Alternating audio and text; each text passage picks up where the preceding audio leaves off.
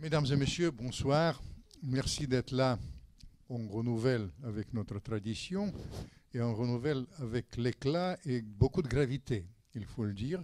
Nous avons la chance d'avoir vraiment le spécialiste chevronné de toutes ces questions brûlantes. L'ambassadeur, il a été dans les points les plus chauds de la planète. Le Pakistan, l'Afghanistan. C'est à quel âge l'Afghanistan? L'Afghanistan, j'ai rouvert l'ambassade de Kaboul à la demande du président Chirac et Lionel Jospin étant encore Premier ministre. Non, non, le premier voyage de la jeunesse. En 1975. 64. 15. Vous savez, je vais vous dire, les temps sont vraiment durs et les questions sont vraiment nombreuses. Il s'agit de la réponse face au terrorisme, face aussi aux enjeux majeurs stratégiques. Vraiment, personne d'autre, mieux que ce diplomate chevronné, mais aussi le spécialiste qui connaît les questions par les tripes et aussi la face cachée de cette région, la face cachée aussi des controverses entre les puissances qui nous rattrapent.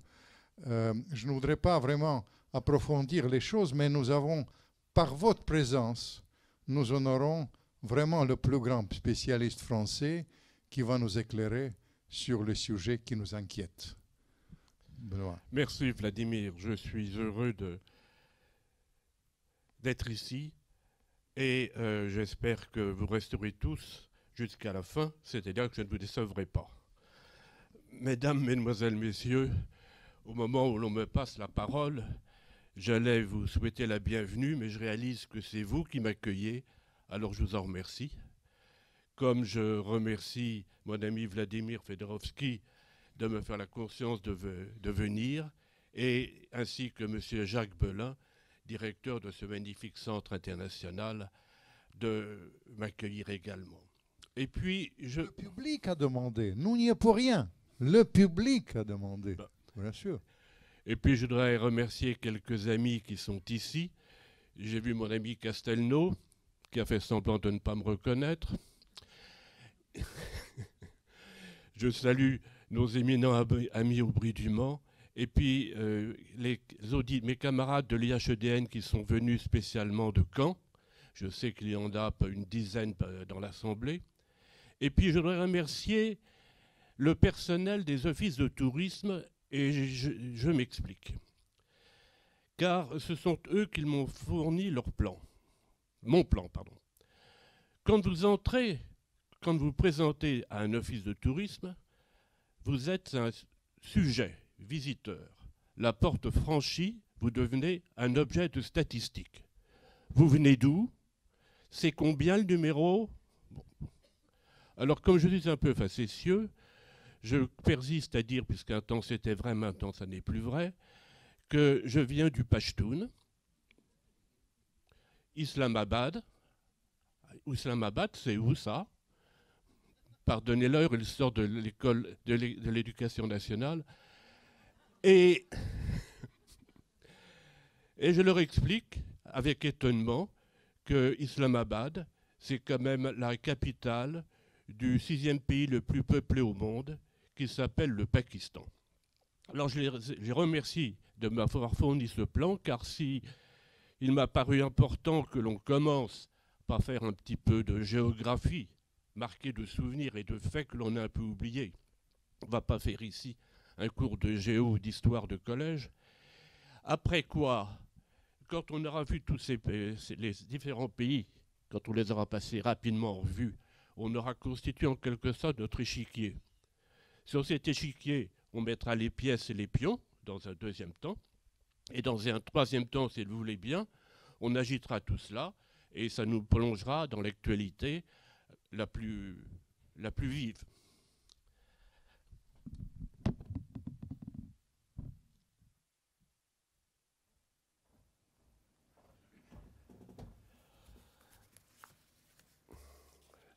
Alors, à Deauville, les vents dominants viennent d'ouest. Mais comme j'aime la contrariété, nous allons partir de l'est. et tout simplement de ce qui était l'Empire des Indes.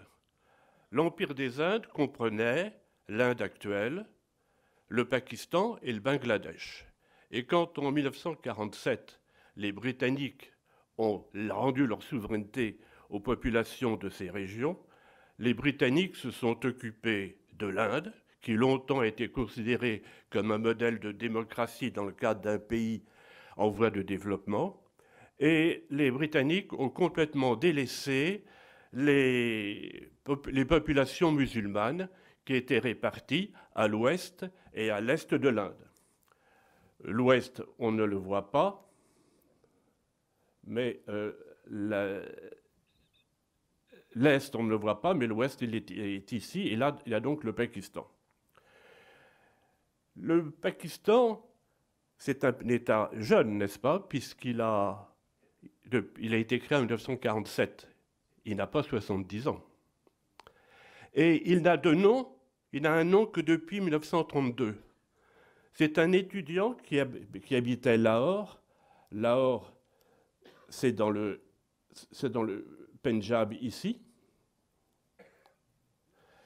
qui a considéré que son pays n'avait pas de nom. Alors, il a cherché, il a trouvé le Pakistan, en réunissant les 5 provinces principales de cette terre du Pakistan. P pour Pendjab, A pour provinces afghanes, qui sont au nord-ouest du Pakistan, à la limite, vous voyez, pratiquement à la hauteur de Kaboul, mais Kaboul étant la capitale de l'Afghanistan. K pour le Cachemire, au nord. S pour le Sindh, qui est la région du sud-est, avec Karachi. Et Stan pour le Boulochistan, qui est toute la région sud-ouest. Donc Pakistan est un mot tout neuf, et c'est comme étonnant de voir qu'un pays qui a aujourd'hui plus de 180 millions d'habitants, qui est le deuxième pays musulman au monde après l'Indonésie, n'avait pas de nom il y a 70 ans, et aujourd'hui a une importance considérable, donc, que l'on va voir.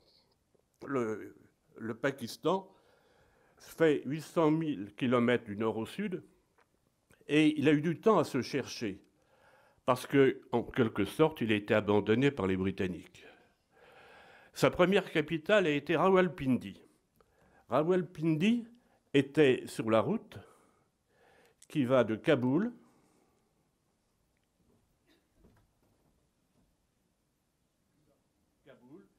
Islamabad, Lahore, Delhi. En fait, pas Islamabad, c'était Rawalpindi. Kaboul, on passe par la poche de Peshawar. Oui. Bon, moi non plus. Bon, la première capitale était Rawalpindi, qui était sur la route de la soie et accessoirement de la drogue, à moins que ce ne soit l'inverse, qui allait donc de Kaboul, Peshawar, Rawalpindi, Lahore, avec les jardins de Shalimar, ça fait toujours plaisir aux dames, et New Delhi. Et puis, le jeune État pakistanais a considéré que la capitale était trop au nord. Alors, ils ont créé leur capitale à Karachi, qui est tout à fait au sud, sur l'océan Indien. Et puis après, on a considéré que la Karachi était trop au sud. Et à l'époque où on a créé toutes les nouvelles capitales, l'époque de Brasilia, etc., les Pakistanais ont remonté leur capitale et l'ont créée de toutes pièces. C'est Islamabad, qui est à 20 km de Rawalpindi. Tout ça pour ça, mais ça montre dans quelle incertitude étaient les Pakistanais. Les débuts du Pakistan n'ont pas été très faciles. La zone du nord, le Cachemire, tout à fait dans les montagnes,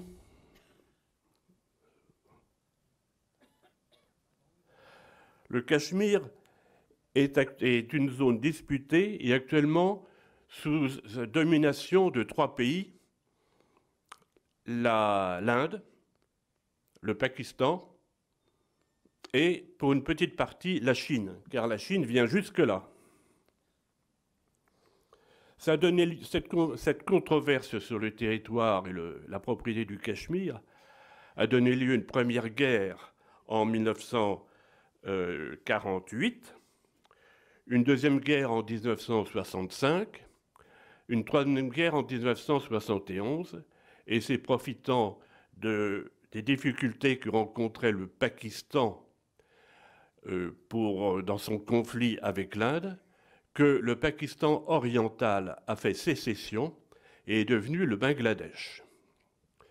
Je vous raconte tout cela parce que c'est un peu exemplaire de ce qu'il ne faut pas faire ou des bévues ou des erreurs commises par les Occidentaux, parce que quand le Bangladesh a autoproclamé son indépendance, le gouvernement de Sa Gracieuse Majesté s'est empressé de reconnaître le Bangladesh, ce qui était la plus grande vexation à faire au Pakistan.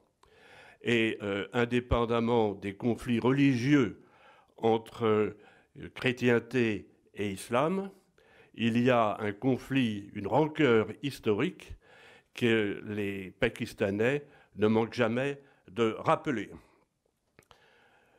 C'est un État fort, le Pakistan. Un État fort parce qu'il a une diaspora pakistanaise énorme, répartie à travers le monde.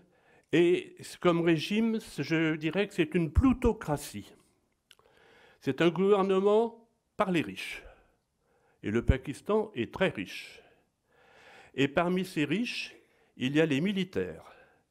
Et plus de 45% des fonds d'investissement pakistanais sont détenus par les militaires. Non pas le seconde classe, bien sûr, mais par les chefs d'état-major, ce qui fait que les militaires ont à la fois le pouvoir de l'arme et le pouvoir de l'argent.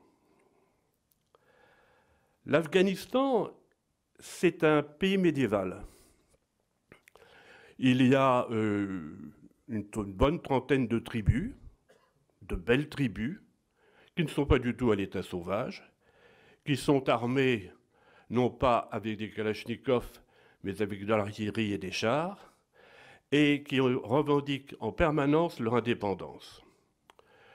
L'Afghanistan, depuis les guerres qui ont malheureusement sévi dans ce pays, depuis l'invasion soviétique en 78-79 qui a duré 10 ans, suivie par l'invasion de la coalition, qui n'a pas réussi davantage à régler les problèmes, mais pour d'autres raisons.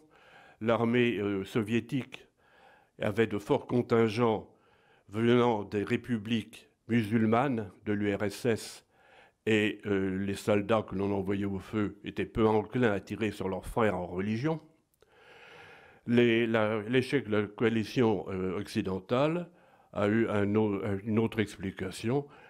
C'est un peu le manque de volonté politique, c'est surtout l'esprit de liberté des Afghans, et c'est au plan technique le fait qu'on envoie des contingents qui n'ont pas le même armement, avec qui on ne peut pas échanger des munitions quand on est en rupture de stock, et donc ça fait la faiblesse d'une armée quand on n'a plus que des flèches pour se battre. Et voilà. Mais l'Afghanistan est un pays très attachant. Comme le disait Vladimir Fedorovski, j'y suis allé la première fois en 1975. J'ai été séduit par la beauté des marchés et des étals de légumes et de fruits à Kaboul. J'y ai loué 2 chevaux et je suis parti en bivouaquant. Un cheval pour mes impédimentats et un pour moi. Et je suis parti en bivouaquant jusqu'aux grandes statues de Bamiyan que les talibans ont dynamité. Et je puis vous dire que ma seule crainte pendant que je dormais ou que je bivouaquais, c'était d'être sûr de récupérer mes chevaux et non pas la crainte des Afghans.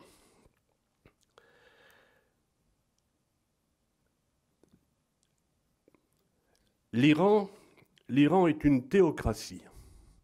Donc, Pakistan, plutocratie, Afghanistan, régime médiéval, Iran, plutocratie. C'est un faux régime démocratique, puisque le chef religieux a autorité sur le chef de l'État. Et toute décision qui est prise par le gouvernement, au plan national comme au plan international, doit avoir le nil obstat ou l'imprimature, pardonnez-moi de parler avec un langage catholique, du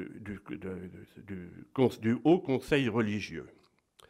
Et c'est ainsi que dans les négociations, on pourra en reparler sur le problème nucléaire iranien, si les choses bloquent, ce n'est pas parce que M. Zahraï, qui est un très bon diplomate, apprécié de tous, de tous bords, n'arrive pas à débloquer la chose, c'est parce que les religieux iraniens bloquent. On espère cependant qu'avec l'arrivée du président Rouhani, les choses vont pouvoir maintenant avancer. Mais le chef suprême Ali Khamenei n'a pas encore dit son quitus. L'Irak se caractérisait par le fait que c'était quasiment, de tous les pays de cette zone, le seul pays laïque. Et de fait, sous la présidence de Saddam Hussein, ou sous la férule de Saddam Hussein, comme vous voulez, les minorités, y compris kurdes, chrétiennes, de toute religion, pouvaient exercer leur culte, pour autant qu'on ne fasse pas de prosélytisme, bien sûr. L'Irak a eu pendant 8 ans une guerre avec l'Iran. Ce qui a déclenché cette guerre, c'était la revendication de Saddam Hussein sur quelques îles dans le golfe Persique. Par étendument pétrolifère, on ne voit pas pourquoi faire la guerre là-bas alors qu'il y a du pétrole partout. Bref, cette guerre a duré longtemps parce que les Iraniens voulaient soutenir la majorité chiite irakienne qui était sous la férule du parti Baas. Je m'explique. Le parti Baas, parti de Saddam Hussein, était essentiellement sunnite, 30% de la population. Au sud, 60% de chiites. Au nord, 10% de minorités, dont des chrétiens et des kurdes. Et cette guerre fratricide s'est terminée sans véritable vainqueur. Moi-même, à l'époque, j'ai été nommé chef de la Commission énergétique internationale des Nations Unies, c'est-à-dire que j'étais l'arbitre de chaise entre les négociateurs iraniens et irakiens sur la seule toute petite question du pétrole. C'était lourd, mais ça m'a laissé plein de souvenirs. Et puis, la politique de George Walter Bush était sans diplomatie. Je veux dire par là que la diplomatie, ça ne consiste pas d'abord à parler avec ses amis, mais d'abord avec ses ennemis. Si on veut que les choses progressent sur cette belle terre, il faut bien qu'on parle à tout le monde. Or, pour George Walter Bush, il y avait les bons et le diable. Et Saddam Hussein était bien sûr le diable. Ce qui fait que les Américains ont engagé une seconde guerre en Irak. Ils ont mis un bazar impossible que vous connaissez.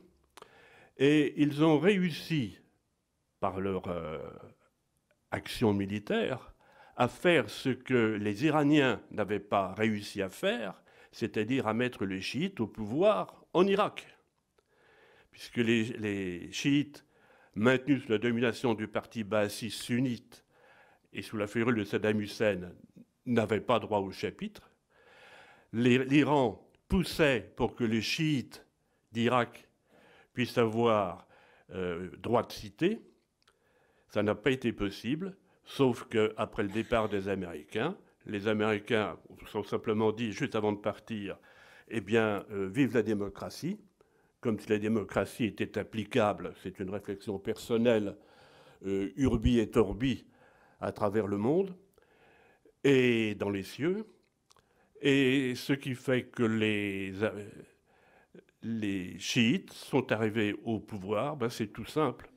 Quand on dit un homme, une voix, quand on représente 60% de la population, eh bien on est à la majorité. C'est tout simple que ça. Et ça me rappelle cette petite anecdote au moment de l'affaire d'Ouvéa en Nouvelle-Calédonie. Michel Rocard, qui était Premier ministre, m'avait appelé pour me demander quel était mon avis. Et parler un peu avec moi de cette triste affaire du caillou. Et je lui ai dit, Monsieur le Premier ministre, la chose est toute simple.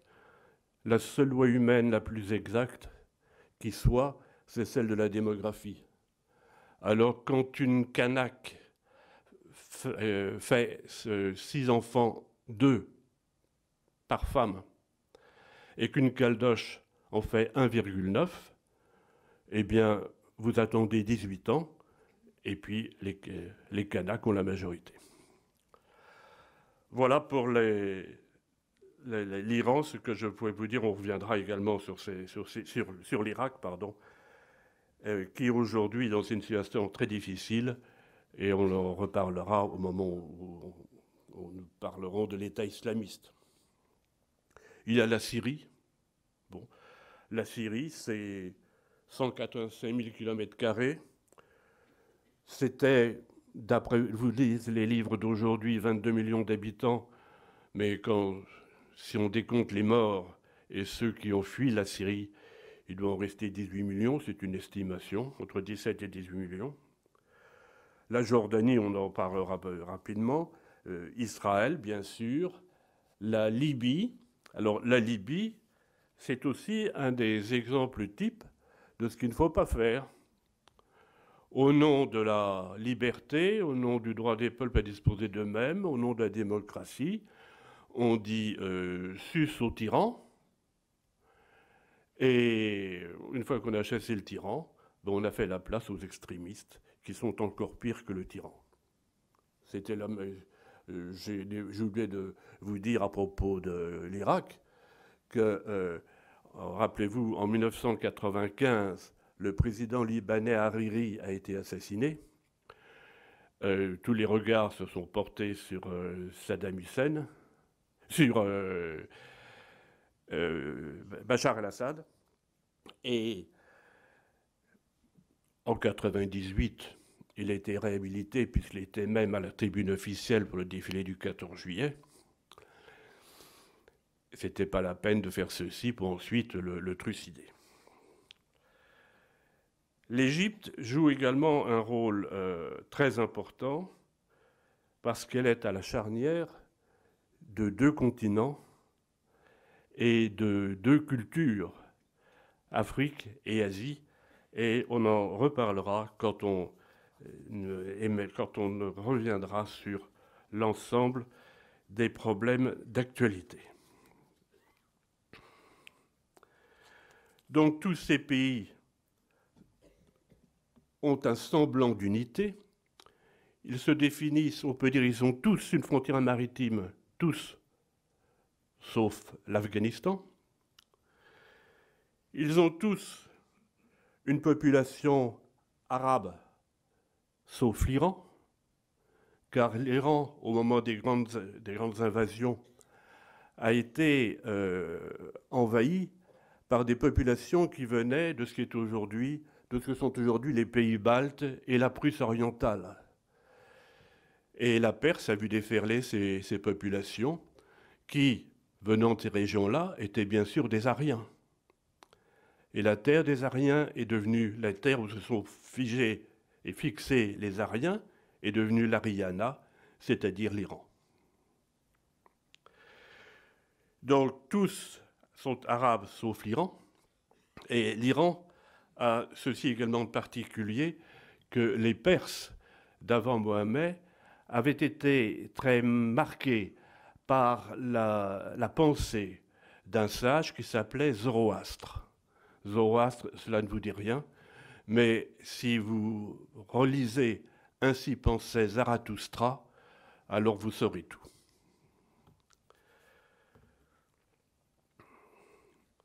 J'ai dit que tout avait une religion officielle, sauf l'Irak. Maintenant, l'Irak, on ne sait pas très bien ce que va devenir. Et tous ces pays ont pour langue la langue arabe, sauf 3. Le Pakistan, où l'on parle le ourdou, l'Iran, où l'on parle le perse, et l'Afghanistan, où l'on parle le dari au nord et le pachtou au sud. L'Afghanistan, j'y reviens, mais j'ai eu le plaisir que j'avais à y être allé, et à plusieurs reprises, puisque j'ai été le premier ambassadeur là-bas à partir de 2012. Mais l'Iran est un pays magnifique, et tous ceux qui font du ski connaissent le nom de Kandahar. C'est donc bien la preuve que beaucoup de nos concitoyens ou de nos aïeux sont allés skier là-bas dans des territoires et dans des champs de neige absolument somptueux. Ces pays ont en plus, les pays de cette zone,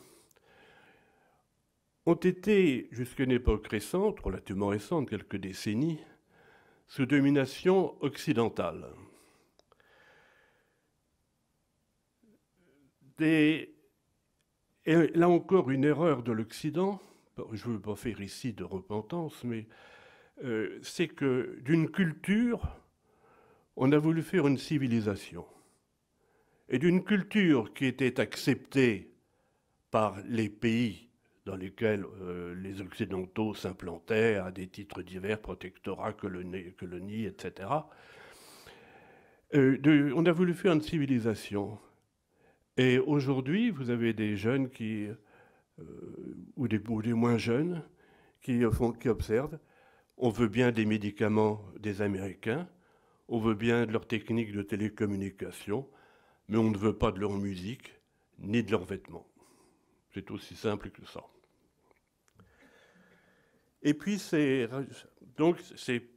4 pays, première observation, ont été sous la pression occidentale ou sous impression occidentale. Et puis, sur ce même territoire, sont tombées successivement 4 promesses. La première promesse a été la promesse juive, qui, par Abraham, a établi une filiation de l'homme à Dieu. Cette promesse était dans sa verticalité. La seconde promesse a été la promesse gréco-latine. Plus latine que grecque d'ailleurs, car les Grecs étaient des penseurs, alors que les Latins étaient des organisateurs, et la promesse a été à l'horizontale. Et reprenez Socrate, connais-toi toi-même, les dieux. Et l'organisation était une organisation laïque, les dieux étant à part. Le culte des dieux n'était pas un culte au niveau de la nation, c'était un culte au niveau de la famille. Bien sûr, il y avait des dieux que l'on se partageait, mais la promesse a été horizontale. Première promesse verticale, seconde promesse horizontale. La troisième promesse, c'était la promesse chrétienne, qui, si j'ose dire, a fait une croix sur les 2 autres. Rendez à César ce qui est à César, rendez à Dieu ce qui est à Dieu. À la femme, tu enfanteras dans la douleur. À l'homme, tu gagneras ton ciel à la sueur de ton front.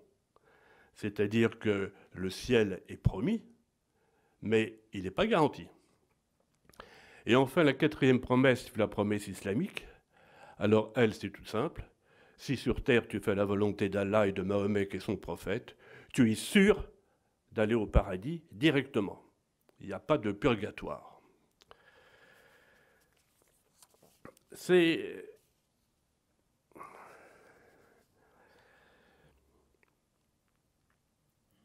Alors, que dit le Coran? Le Coran, on vous dit que l'islam est une religion pacifique et que le Coran est un livre de paix. On vous cite un exemple, un verset. L'homme peut avoir jusqu'à 4 femmes pour autant qu'il puisse les nourrir. C'est donc bien que l'homme musulman aime la femme, puisque son souci, c'est de la nourrir et de ne pas la prendre s'il ne peut pas s'en occuper. Second verset, là, il est un peu moins respectueux de la femme, c'est « laboure ta femme comme tu laboures ton champ ». Messieurs, bon courage. Troisième verset, je ne suis pas un imam, hein. Le troisième verset, c'est un troisième exemple du Coran. C'est la définition de la terre de l'islam. La terre de l'islam, écoutez bien, la terre de l'islam, c'est partout là où il y a un musulman. Alors, à Deauville, je suis persuadé qu'il y a au moins un musulman, donc nous sommes en terre d'islam. Et bon, on dit mais on peut s'arranger, et on s'arrête là, et quand notre malheureux compatriote Hervé Coudrel a été kidnappé, enlevé et égorgé en Algérie, je ne sais pas si vous avez apprécié la déclaration de Dalil Boubaker, le recteur de la Grande Mosquée de Paris. Il n'a pas condamné le crime, il a condamné la barbarie. Pardonnez-moi, c'est une petite déformation diplomatique, déformation professionnelle qui me conduit à lire avec de certaines lunettes, mais j'aurais bien aimé que celui qu'on présente comme un recteur pacifique et un interlocuteur musulman avec les autorités françaises ait un autre langage. Et je vais un peu plus loin maintenant. Toujours dans le Coran, je vous ai donné 3 exemples. Premièrement, 4 femmes, si on peut les nourrir, on s'occupe d'elles. Troisièmement, la terre de l'islam, c'est partout où il y a un musulman. Je voudrais maintenant ne pas manquer de vous donner lecture du verset 56 de la 4e sourate. Ceux qui ne croient pas à nos versets, nous les brûlerons bientôt dans le feu. Chaque fois que leurs peaux auront été consumées, nous leur donnerons d'autres peaux en échange, afin qu'ils goûtent au châtiment. Vous avez la recette. Et puis, dernier exemple, de la sourate 5, le verset 33. La récompense de ceux qui font la guerre contre Allah et son messager, point de suspension, c'est qu'ils soient tués ou crucifiés, ou que soient coupées leurs mains et leurs jambes. Il paraît que l'islam est une religion pacifique. Maintenant que nous avons vu ces pays, on va, et que nous avons notre échiquier, on va mettre bien les pièces sur l'échiquier. Nous allons commencer par la reine. La reine, c'est vous. La reine, c'est l'assistance. Donc vous êtes la reine sur l'échiquier. Je vous félicite parce qu'il me faut ajouter que la reine est polyandre et qu'il y a 4 rois qui sont l'Arabie Saoudite, l'Iran, la Turquie et l'Égypte. Sur l'échiquier, nous allons mettre également les tours. Les tours qui observent agissent parfois brutalement. Parmi ces tours, il y a les États-Unis d'Amérique, dont on sait bien comment ils font et quels sont leurs moyens de pression, non seulement militaires, mais économiques. Et puis il y a la Russie. La Russie n'est pas suspecte de compromission avec l'islamisme. Elle a su traiter le problème tchétchène à la Russe. Mais la Russie est un pays que je dirais blessé. Il faut savoir que quand l'URSS a implosé, la Russie a perdu 20% de son territoire, 100 millions d'habitants, et surtout son berceau où trouvait son âme, le berceau de la chrétienté qui unit les Russes, c'est-à-dire Kiev, le berceau de l'orthodoxie. Et d'où le conflit, on va pas traiter ce sujet-là ce soir, mais d'où ce conflit actuel en Ukraine, puisque, indépendamment du fait que les Américains et l'OTAN, sous la pression des Américains, ont poussé le bouchon un peu loin, si vous permettez cette expression, en mettant des bases de l'OTAN de plus en plus loin vers l'Est, la Russie veut compter parmi les grandes puissances, retrouver son rang de grande puissance. Le peut-elle? Il faut savoir que si la Russie était membre aujourd'hui de l'Union européenne, elle serait au 4e rang, elle ne serait qu'au 4e rang en tant que puissance économique, après l'Allemagne, la Grande-Bretagne et la France. La Russie, vexée, est restée impuissante, puisqu'elle était groggy au moment où elle a implosé, impuissante au moment où a éclaté les affaires du Kosovo, de la Serbie, etc. Donc tout ça, dans toutes ces affaires-là, on l'a méprisée et le président Poutine en garde mémoire, pour être poli.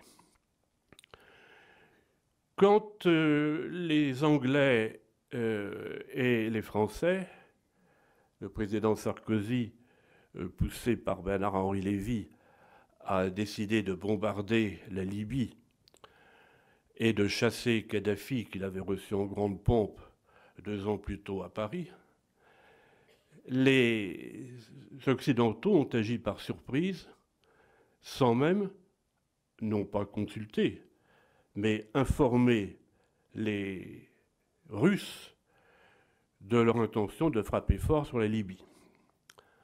Avec les résultats que l'on sait, ce qui a permis de bien armer Akhmine. Ce qui fait que, quelques années plus tard, quand François Hollande et le Premier ministre britannique, un peu excités comme ont pu l'être leurs prédécesseurs, ont voulu envoyer des troupes, d'abord aériennes et éventuellement terrestres, sur la Syrie, la Russie a mis son holà. Elle a mis son holà, non pas, comme certains le disent, c'est trop facile, parce que la Russie a une grosse base maritime, navale et militaire sur la Méditerranée, implantée en Syrie, mais parce que Poutine se méfie beaucoup des musulmans. Et il considère que si Bachar el-Assad est un mauvais musulman, il vaut mieux avoir un Bachar el-Assad plutôt que quelqu'un de pire. Et il n'a pas tout à fait tort. Nous avons donc mis les tours, la reine, les rois, les fous. Les fous. Alors les fous, ils sont nombreux. Et de la folie, je ne viens pas en faire l'éloge, mais je n'en nommerai que 2. Oussama Bin Laden, que vous connaissez, et je vais vous surprendre. Oussama Bin Laden, que l'on mettait à la tête d'Al-Qaïda, n'était pas un chef de guerre.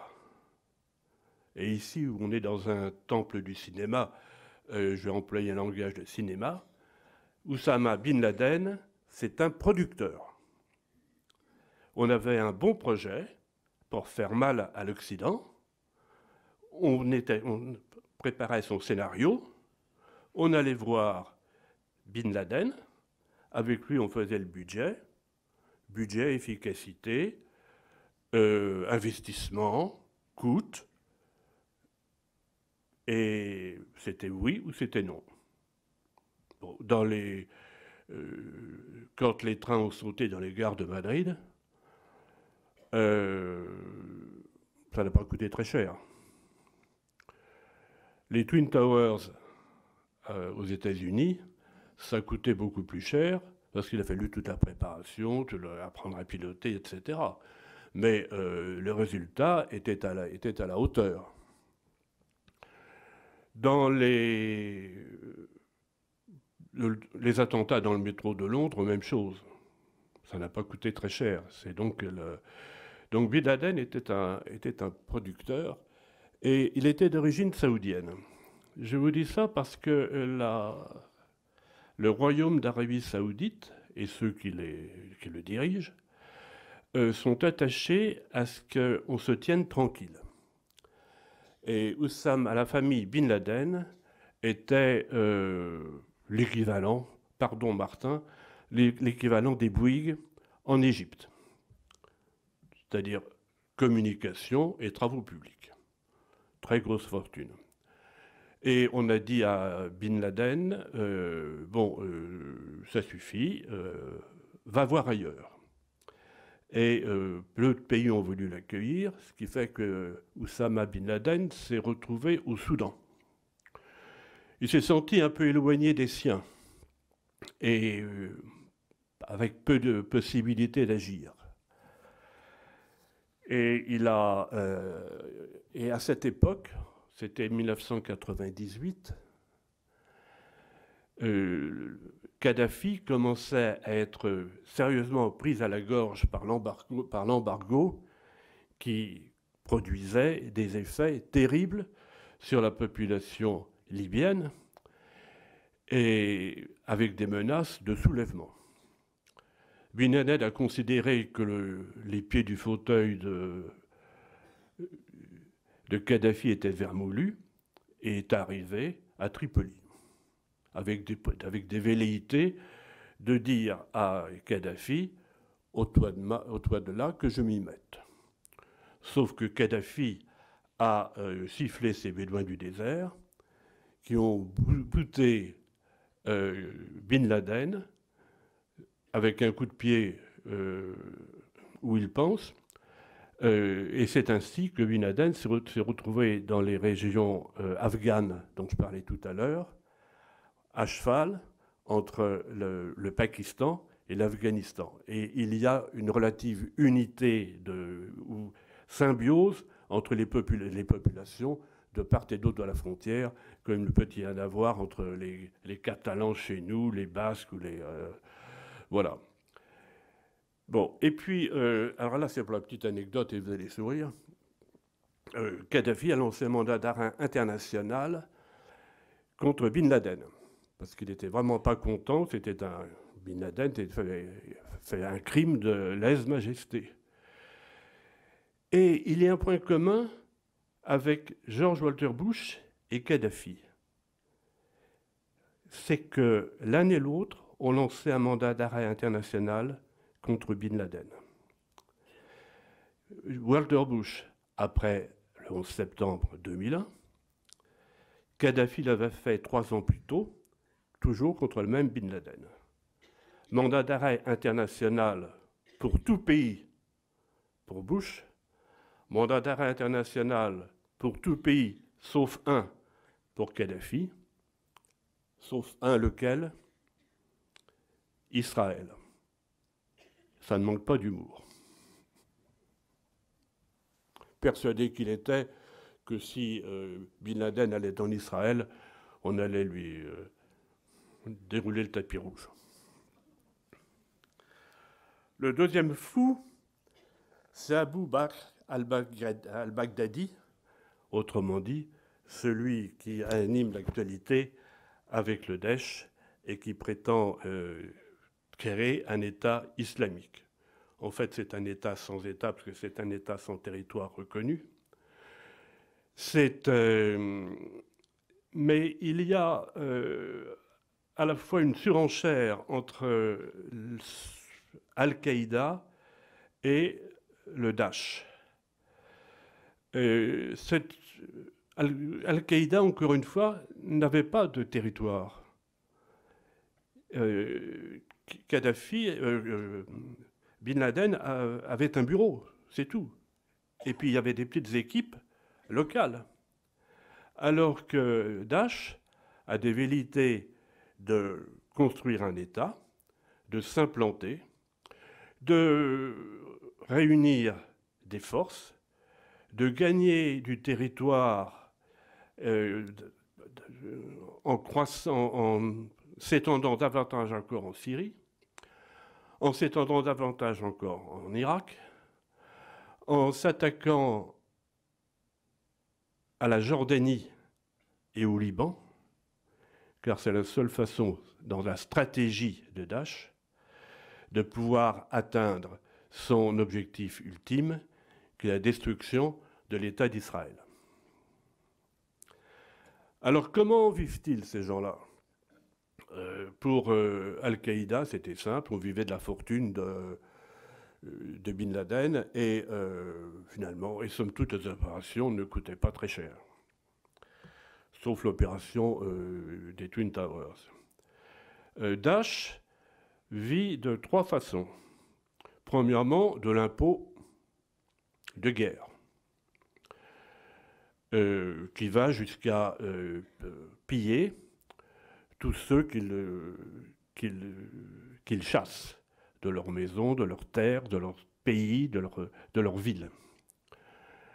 Deuxièmement, un produit non négligeable, ce qui montre la solidarité universelle, par la vente d'œuvres d'art et d'antiquités.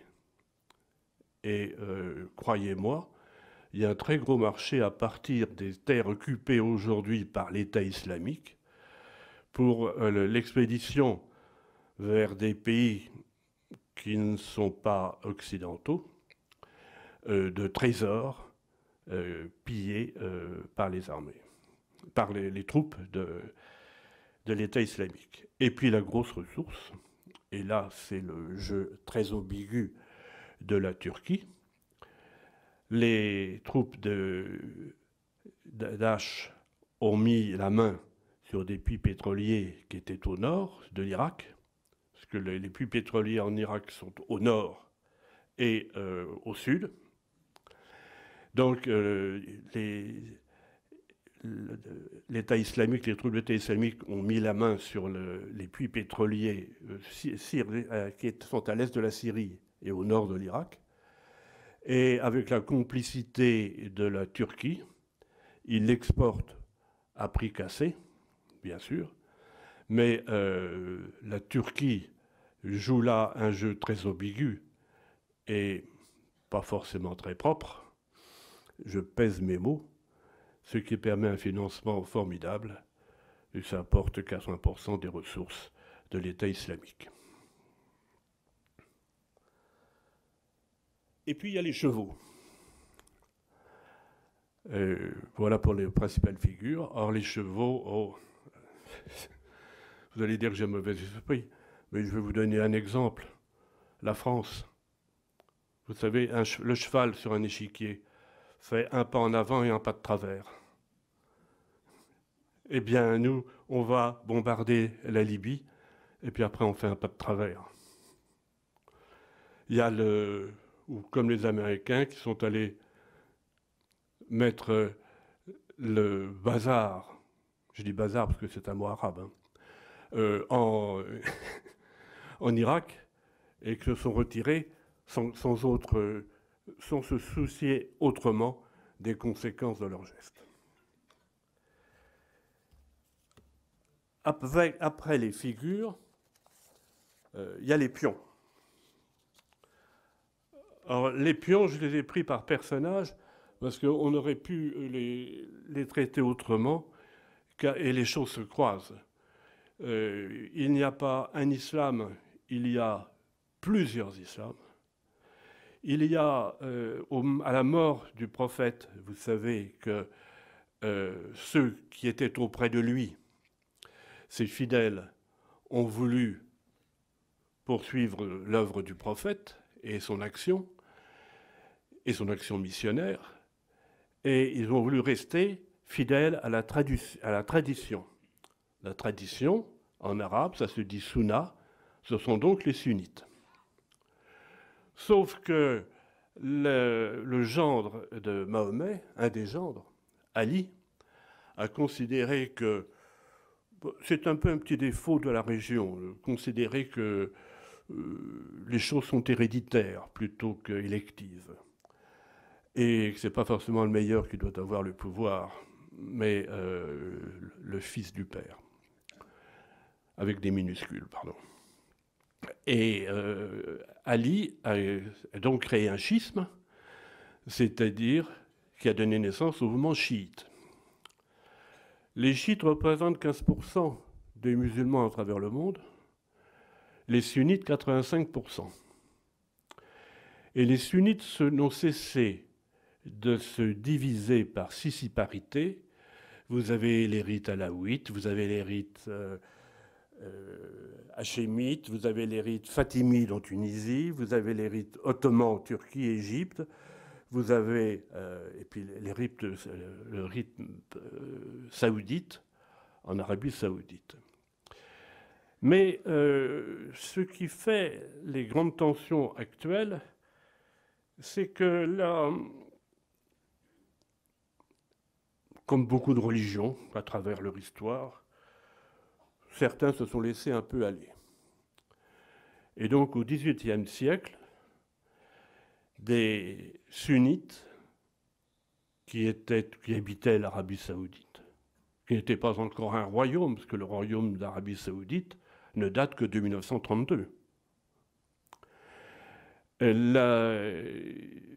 Ils ont trouvant qu'il y avait beaucoup de laisser-aller, ont voulu reprendre les choses en main. Et reprendre les choses en main, c'était notamment interdire la reproduction imagée du prophète.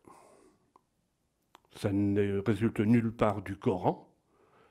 Quand aujourd'hui, on n'est pas obligé de représenter de manière à la Charlie Hebdo le prophète, mais même la représentation du prophète était autorisée jusqu'au XVIIIe siècle. Et si vous allez à Santa Benedicta, à Vérone, dans une des chapelles, vous pouvez y voir une reproduction de Mahomet à poil, ce qui est nu comme un ange, et tiré par deux petits diables qui veulent l'entraîner vers le mal alors que Mahomet résiste. Et les deux petits diables ont caché leur virilité, alors que Mahomet est entièrement à poil. Et puis, ça n'a pas suffi. Et au XIXe siècle, nouveau tour de vis, c'est ce qui a donné naissance aux salafistes. Alors, les salafistes, maintenant, on en voit toute la rigueur. C'est le port du voile entier, niqab ou burqa pour la femme. C'est, on en entend dans l'expression d'un homme que l'on peut dire moderne, comme le président turc, l'actuel président turc Erdogan, qui considère que physiologiquement, la femme n'est pas l'égale de l'homme, et donc l'homme est fait pour travailler, la femme pour faire des enfants, donc ce qu'en Arabie Saoudite on traduit par la femme n'a pas à avoir à conduire une voiture. Et récemment, deux Saoudiennes ont été surprises, sans doute par délation, à circuler seules en voiture en dehors de l'Arabie Saoudite, eh bien, au retour, elles ont eu chacun 100 coups de fouet. Chacune 100 coups de fouet.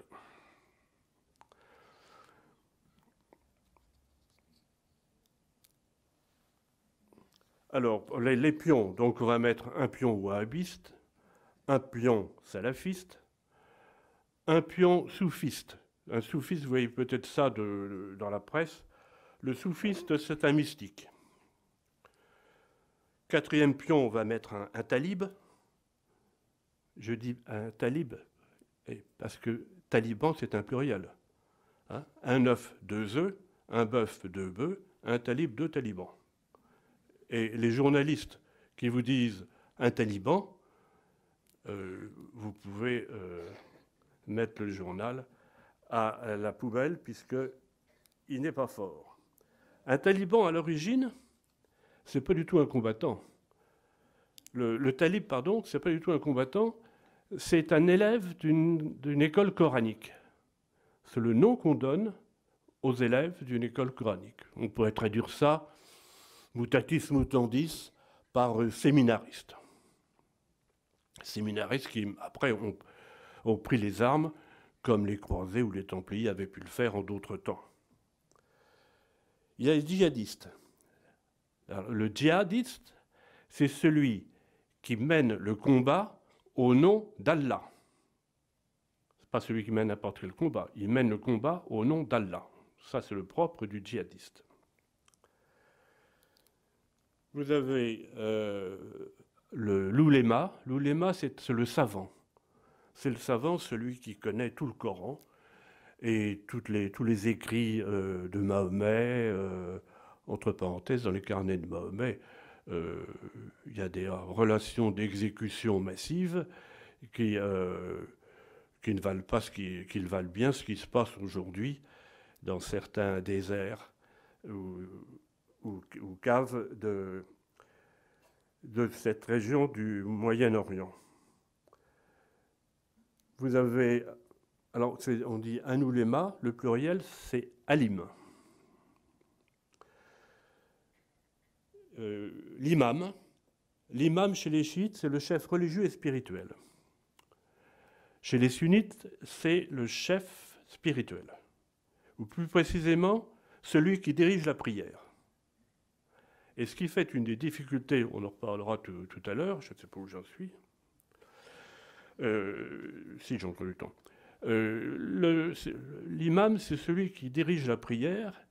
Et finalement, pour les catholiques d'entre vous, vous savez qu'il arrive parfois, au moment du carême, de se réunir en petits groupes chez les uns ou chez les autres. Eh bien, celui qui dirige la prière du petit groupe pour apporter la réflexion à chacun, ben, c'est un imam. Et ce qui rend difficile les relations et l'approche avec tout ce monde musulman, c'est qu'il n'est absolument pas structuré. Tout le monde peut se déclarer imam. Et alors que l'Église catholique a un pape, a des églises nationales qui ont elles-mêmes une conférence par pays, donc les autorités laïques ou autres ont un interlocuteur. En France, ce n'est pas possible, et avec l'islam, et pas plus qu'ailleurs, d'ailleurs. Alors il y a l'ayatollah, bon, le plus célèbre d'entre eux a été Khomeini. L'ayatollah, c'est un descendant des premiers imams. Et il est seul capable d'interpréter la parole de Dieu. Vous avez, avant-dernier pion, le mollah, qui est un religieux chez les chiites. Et puis, on en parle maintenant, le terme est ressorti, après, on ne parlait plus de 1922, depuis la fin du califat de Constantinople. Le calife, c'est le chef spirituel et religieux sur un territoire qui n'est pas délimité. Voilà pourquoi al-Baghdadi s'est qualifié, autoproclamé calife, puisque son territoire n'est pas délimité et n'a à être appelé qu'à s'étendre jusque-là, où on ne manquera pas un jour ou l'autre de l'arrêter. Alors, vous voyez, au terme de cette présentation des pays, avant que maintenant on fasse jouer les pions sur cet échiquier, encore que ce ne soit pas un jeu,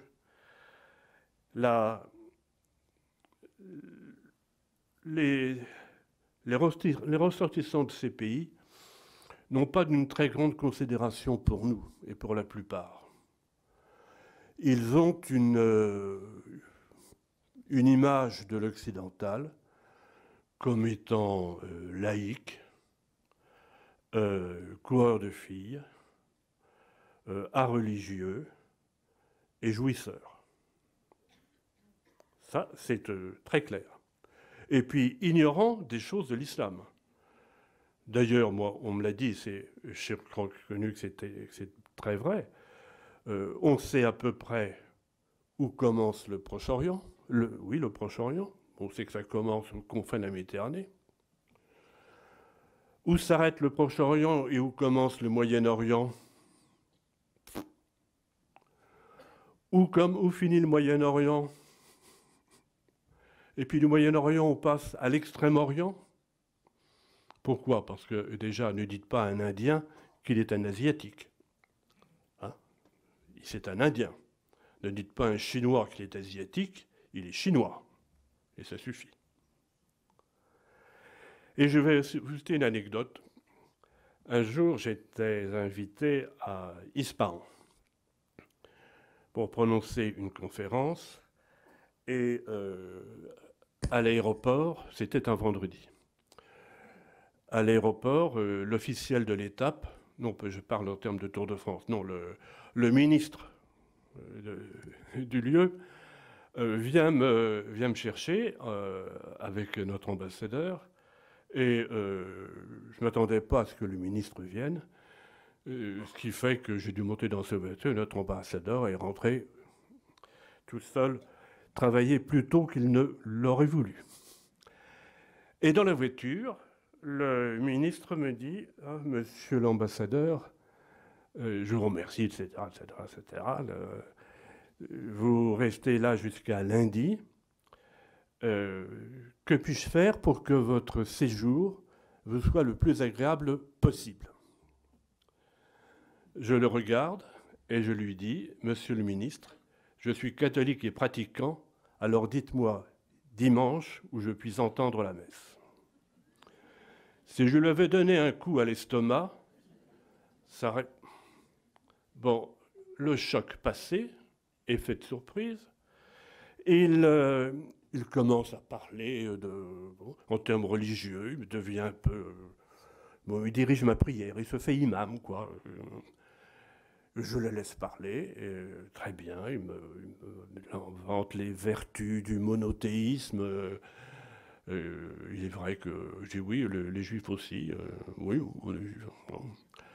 Et une fois qu'il a eu terminé son prêche, je dis oui, j'ai admiré, monsieur le ministre, ce que vous m'avez dit, je l'ai bien retenu, mais vous me permettrez une observation. Vous autres, musulmans, vous êtes comme les juifs. Comment ça? Oui, nous autres, catholiques, nous sommes la religion de la parole, alors que vous autres, musulmans, comme les juifs, vous êtes la religion du livre. J'ai vu le moment où il a demandé à son chauffeur d'arrêter la voiture pour me descendre. Finalement, je suis arrivé à bon port, à ma résidence à Téhéran, j'ai pu faire ma conférence, et je dois à l'honnêteté de dire que j'ai longtemps gardé des relations loyales et presque amicales avec ce ministre, parce qu'il s'était aperçu que dans mon comportement, j'avais peut-être illustré cette formule d'Otto von Bismarck: en politique, Il faut toujours suivre une ligne droite, ainsi on ne rencontre personne.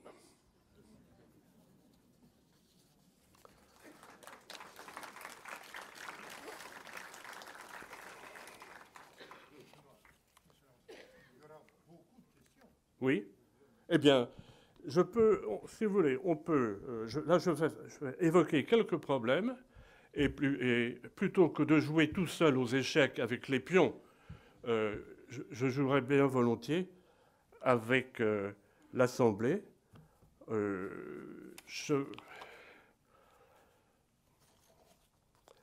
Oui, je voulais simplement, pour introduire ce jeu, si je puis dire,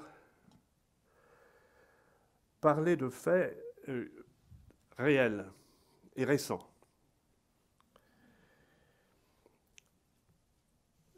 Les islamistes disent à qui veut l'entendre qu'ils sont de la religion du livre.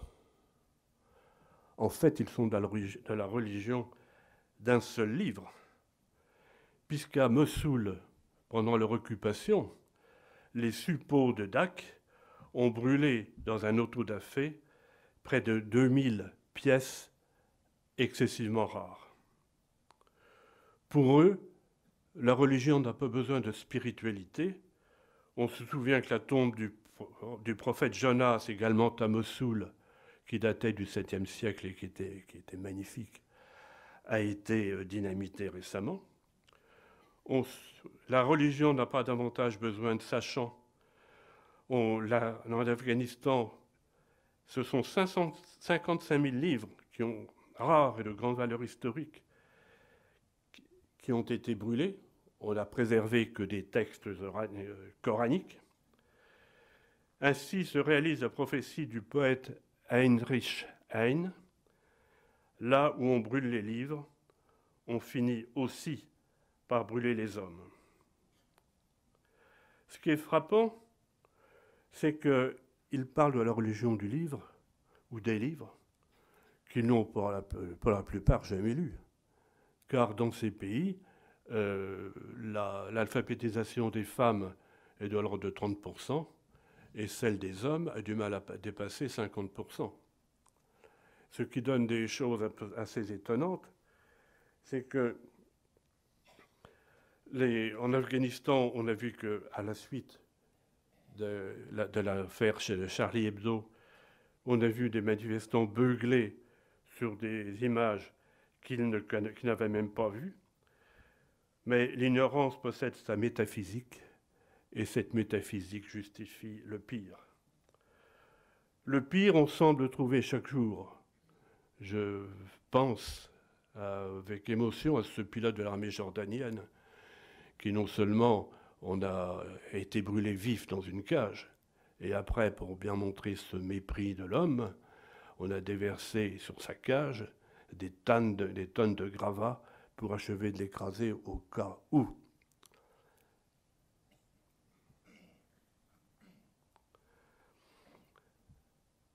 Alors, et au même moment, si vous voulez, un ancien ministre pakistanais a annoncé qu'il offrait une prime de 200 000 $ à qui ôterait la vie au nouveau directeur de Charlie Hebdo, qui s'appelle le dessinateur Riss. Voilà. Quant au Pakistan, on a vu au Pakistan brûler non seulement des églises détruites un peu partout dans ces pays arabes, mais au Pakistan, on a vu brûler des drapeaux italiens avec des photos de Sarkozy en criant, alors qu'il criait « à bas la France de Hollande ». Voilà.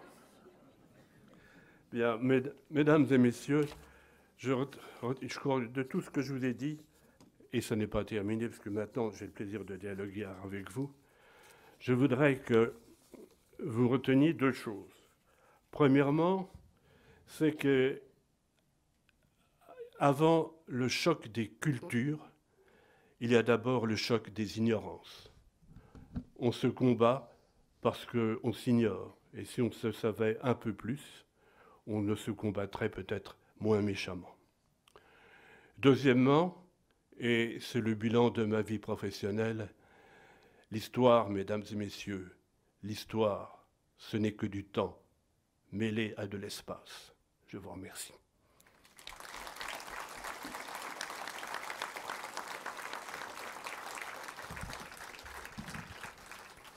Mesdames et messieurs, monsieur l'ambassadeur, cher Benoît, mille merci, parce que notre ignorance est moins grande après cette conférence par rapport à ces pays qui sont passionnants et qui nous perturbent, qui nous posent beaucoup de questions. Et les questions sont dans la salle et nous avons la tradition, comme vous le savez bien, c'est Jacques Belin qui, j'ai failli dire, nous guide. Je n'utilise pas les mots que Benoît a utilisés dans cela. Vous êtes bienvenus. J'ai aussi des questions. Mais, Benoît, djihad. Où est djihad? Est-ce que djihad est dans le Coran? Non. Une petite controverse entre nous. Pourquoi?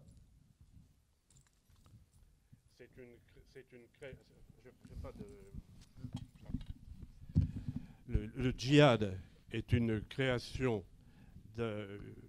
d'imams et d'ayatollahs, et ça a pris la naissance au moment des croisades, mais ça n'était pas dans le Coran. On va passer à la première question.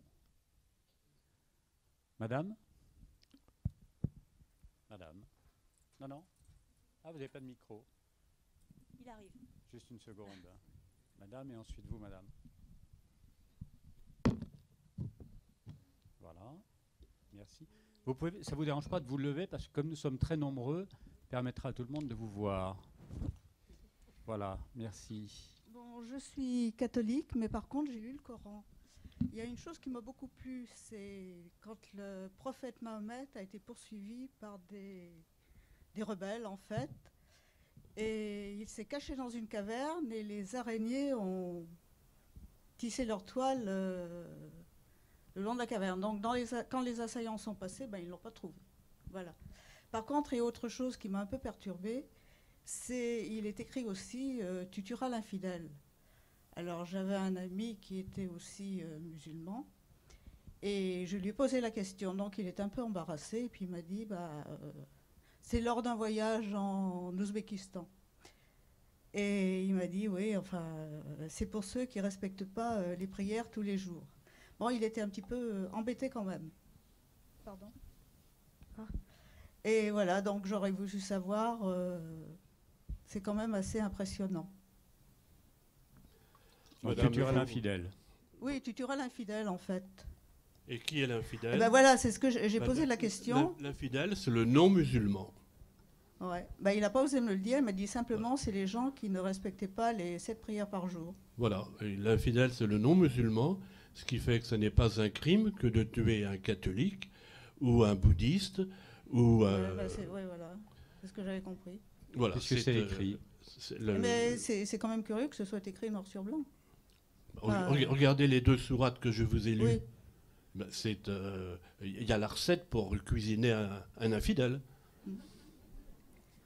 Oui. Donc c'est quand même assez difficile de... Ben, c'est difficile, si vous voulez, de pouvoir établir une relation sociétale avec des individus qui mettent leurs lois religieuses au-dessus de toute loi civile et qui mettent leurs lois religieuses dans toute sa vigueur pour les islamistes extrémistes. Oui. Et alors, il y a des degrés dans l'islamisme, dans les manifestations de l'islamisme, mais je suis un peu suspect sur les musulmans très gentils. Bon, on vous dit, il y a le musulman agnostique, celui-là ne demande rien à rien. Bon, il y a le musulman tempéré. Bon, il y a l'islamisme tempéré. Celui-là, il revendique le port du voile, ici, là. Et puis après, on monte.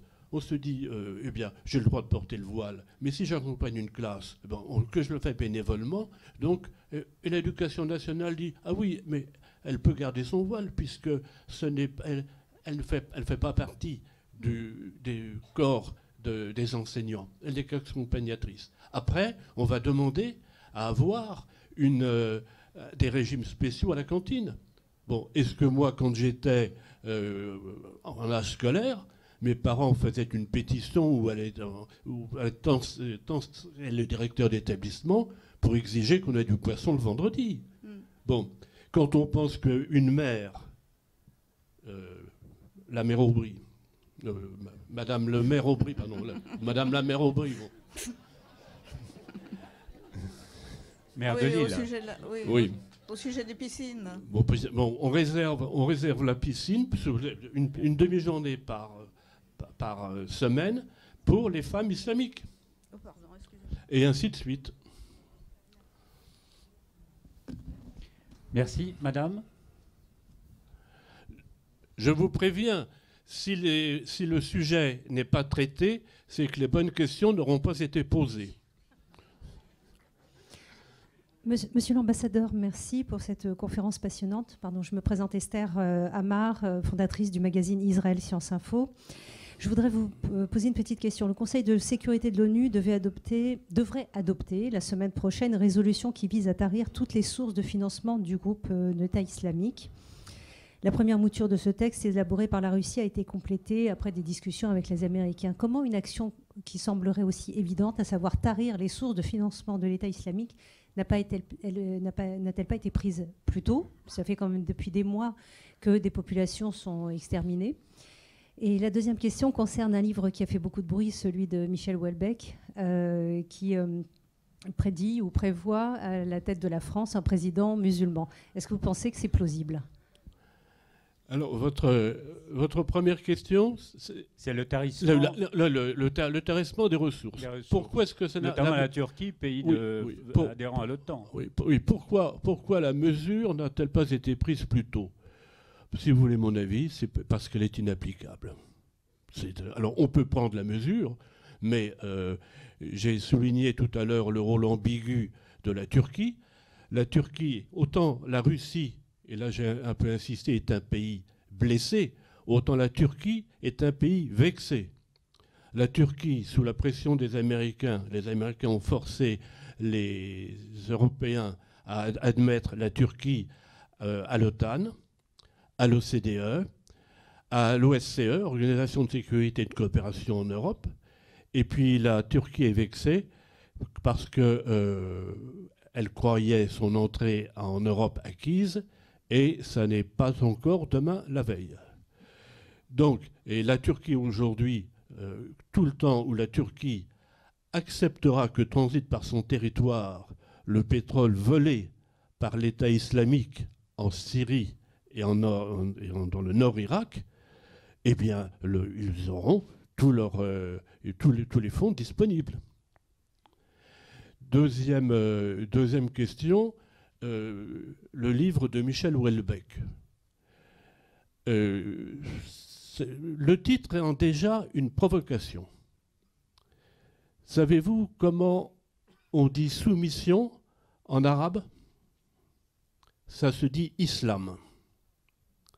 L'islam, c'est le mot français traduit, le mot arabe traduit en français, c'est abandon de soi ou soumission. Donc le titre soumission est rudement bien choisi et à bon entendeur salut, pour autant que l'on ait fait le rapprochement. Maintenant, vous le savez, c'est... Alors, un président musulman à la tête de la France, la France est un État laïque. Maintenant, reste à savoir ce que, une fois le verre mis dans le fruit, si je puis m'exprimer ainsi, cela donnera. Méfions-nous des grenouilles qui réclament un roi. Mais nos institutions sont tellement, nous rendent tellement vulnérables au titre de la démocratie, au titre de la liberté, au titre de je répugne à taper du poing sur la table et à dire ça suffit. Eh bien, si on avait dit ça suffit un peu plus tôt, un peu plus fort, l'intégration, je ne dis pas l'assimilation, mais l'intégration des musulmans en France, des Français musulmans, serait mieux réalisée et il n'y aurait pas ce communautarisme, alors que pour des raisons, pour ne pas faire de peine à quiconque ou respecter ceci ou cela, on va jusqu'à égorger pour leur fête les moutons dans des conditions d'hygiène et de mépris des animaux qui ne correspondent pas à notre rythme de vie et à ce que nous pensons.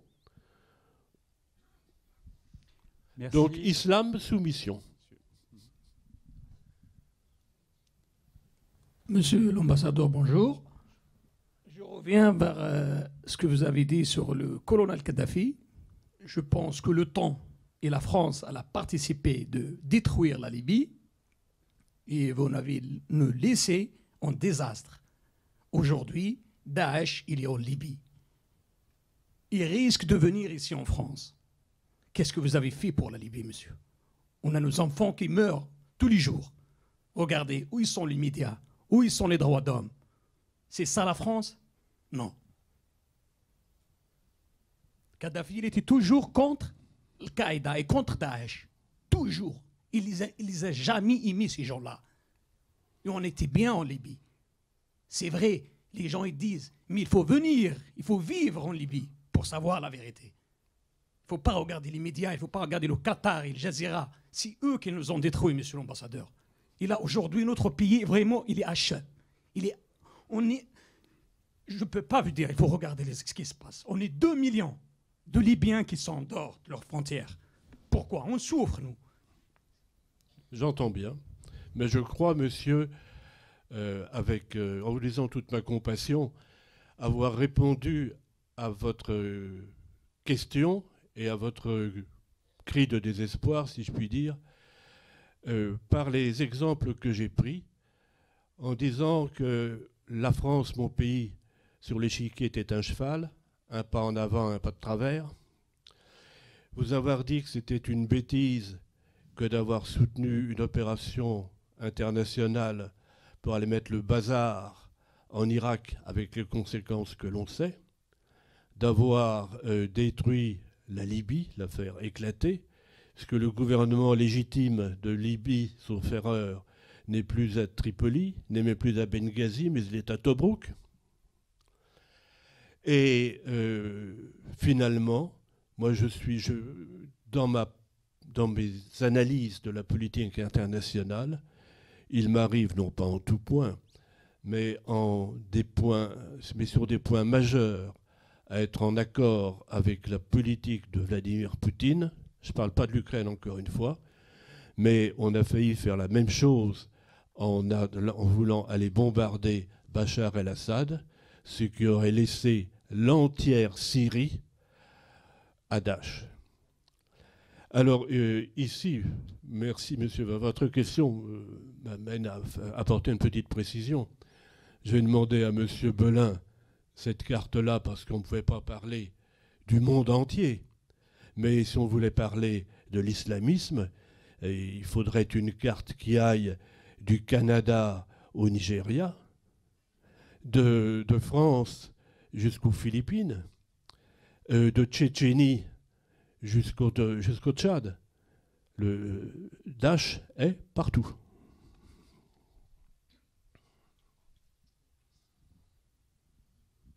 Monsieur Mitteau. Monsieur l'ambassadeur, Christian Mitteau, président des auditeurs IHEDN de Basse-Normandie, et je salue en vous l'auditeur national que nous connaissons. Vous avez rapproché deux notions, la démocratie et la démographie. Et dans le rapprochement que vous avez fait, j'ai senti une certaine inquiétude de votre part. Et là est ma question, me suis-je trompé ou pas? C'est ma première question. La deuxième question, actuellement, Il y a une sorte de coup d'État, mais enfin au Yémen. Les houthistes dans la région, je crois, du sud-ouest, pardon, se sont emparés de la capitale et des institutions. Je crois qu'ils sont d'obédients chiites. Quelles sont leurs chances dans cette immensité sunnite autour d'eux? Je vous remercie, monsieur l'ambassadeur. Démographie et démocratie. Alors oui, quand je fais certaines projections, j'ai des craintes. Et pour vous donner un exemple, et reprenant le livre de Michel Houellebecq, la question relative au livre de Michel Houellebecq, si on donnait le droit de vote aux étrangers, c'est la première faille par laquelle pourrait s'engouffrer toute une contestation, toute une destruction, tout un sabotage par les bases de ce qui a de notre construction démocratique qui a maintenant un peu plus de 200 ans, mais qui n'en est pas encore d'une solidité absolue. Deuxièmement, les chiites, le Yémen est chiite, mais le Yémen est un ennemi héréditaire de l'Arabie saoudite. Et ce qui fait que, prenant acte de cet état de fait, Daesh a excité les Yéménites pour prendre en sandwich l'Arabie saoudite. L'Arabie saoudite qui, elle, essaie de jouer, comme je le disais tout à l'heure, n'aime pas les perturbateurs. Elle entend régner solidement sur le tout. Elle a consolidé sa dynastie en la bétonnant, en ce sens que la succession ne se fait pas de père en fils, mais de frère en demi-frère, en demi-frère, en demi-frère, puisque le nouveau roi d'Arabie saoudite n'est que le 26e fils du fondateur Abdelaziz Ibn al-Saoud. Mais le Yémen a toujours été une région excitée. Il y a eu une époque où il y avait 2 Yémen. Ils se sont combattus, ils se sont rassemblés. Ce sont des tribus. Je ne sais pas si vous êtes déjà allé au Yémen, mais le Far West est paisible.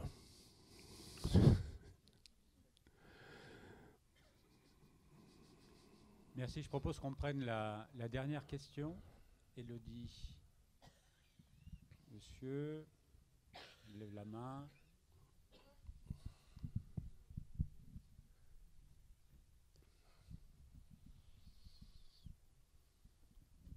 Monsieur l'ambassadeur, merci infiniment pour l'exposé que vous avez fait de la situation dans la région.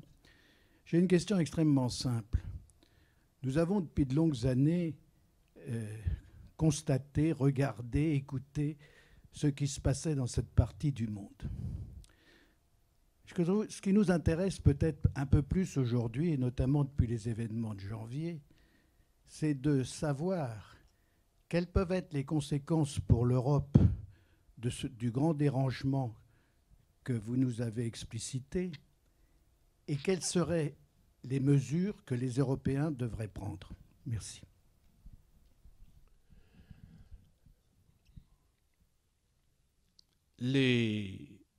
La situation actuelle ne menace pas seulement que l'Europe. Il faut savoir que dans cette région, il y a au moins 2 types de conflits. Vous avez le conflit interreligieux qui affecte quasi essentiellement les musulmans.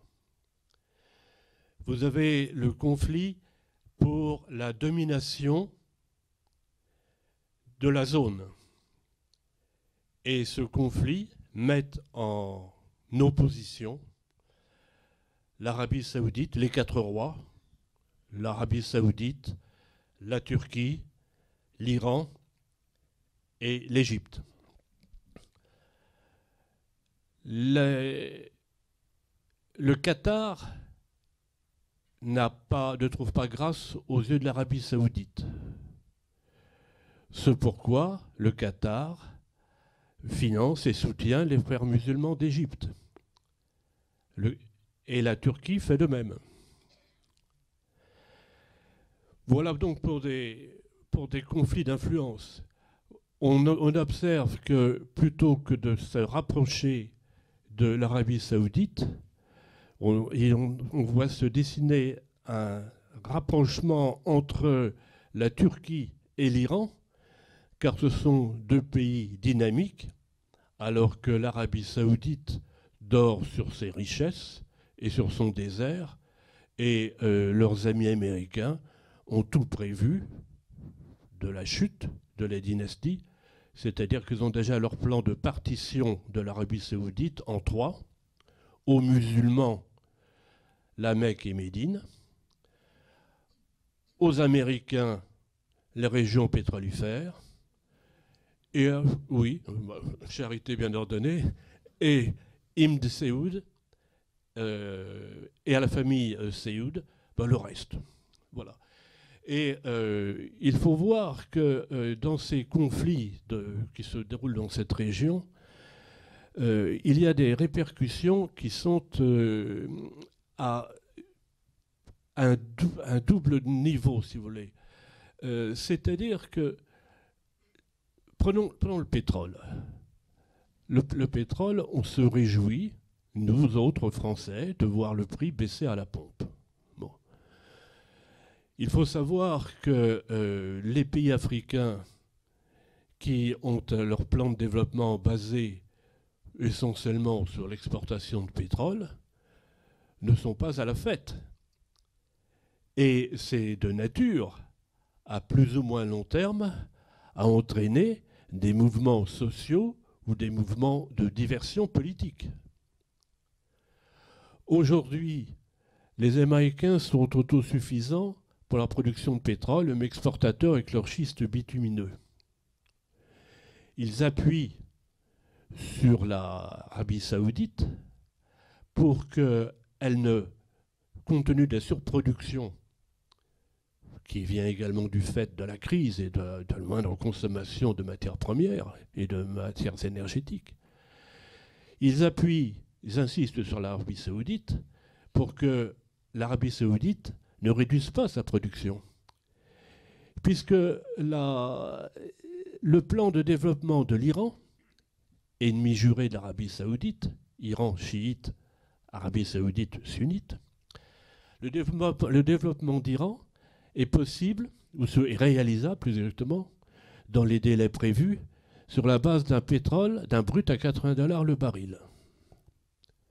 Le développement de la Russie, le plan de la Russie, qui a besoin de restaurer son outil industriel, a été établi sur la base d'un dollar à 75, d'un baril à $75, ou d'un baril à $75.